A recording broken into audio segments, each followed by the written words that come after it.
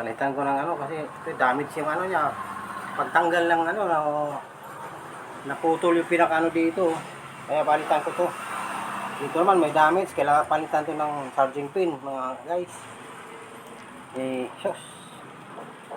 Ibang klase rin pala tong ano, Tecnong cellphone. Mahinang klase siya, pero okay rin, maganda rin kasi mataas ang gig nito eh. Ito, tatanggalin itong battery nito. Mga guys.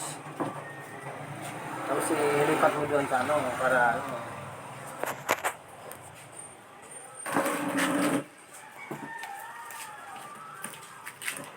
Ito yung damage mga guys.